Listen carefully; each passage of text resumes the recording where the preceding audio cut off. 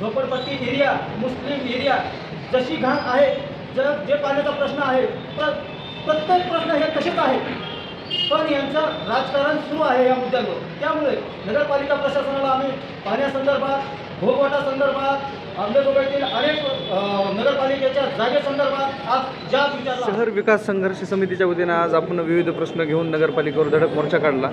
काय भूमिका मांडली आपण? आज शहर विकास संघर्ष समितीच्या वतीने अंमलबजावणी शहरातील जवळपास 10 मुद्द्यांवर मुख्याधिकारी यांना निवेदन देण्यात आले. त्या निवेदनाचा सार असा आहे की माझी ज्यांनी सत्ता भोगली हेच मागील 3 महिन्यांनी अंमलबजावणी नगर परिषदेच्या विरोधात आंदोलन करत आहे. हे आंदोलन त्यांच्या फायद्याचे की तोट्याचे हे आम्हाला माहीत नाही, परंतु इथली शहरातली जनता, झोपडपट्टी एरिया, मुस्लिम एरिया जशी घाण आहे, जे पाण्याचा प्रश्न आहे, प्रत्येक प्रश्न हे तसेच आहे, पण यांचं राजकारण सुरू आहे या मुद्द्यांवर. त्यामुळे नगरपालिका प्रशासनाला आम्ही पाण्यासंदर्भात, भोगवटासंदर्भात, अंमलबजावणीतील अनेक नगरपालिकेच्या जागेसंदर्भात आज जाब विचारला आहे. काय उत्तर दिलं मॅडम तुम्हाला?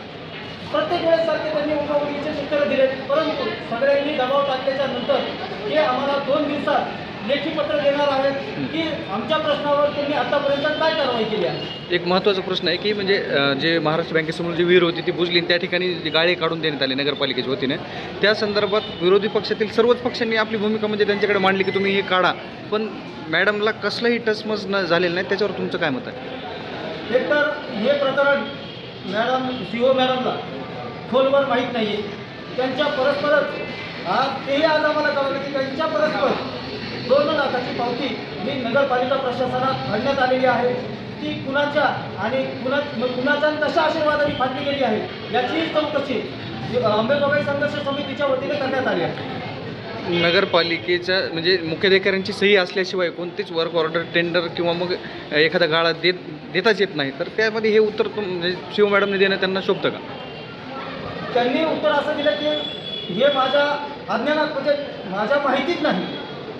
त्याच्यावर आमचं असं उत्तर होतं की तुम्ही संबंधितांवर गुन्हे दाखल करा, मग ते तुमचे कर्मचारी असो तुमचे लाभधारी असो, यांच्यावर तुमच्याकडून गुन्हे दाखल करण्यात आले पाहिजे.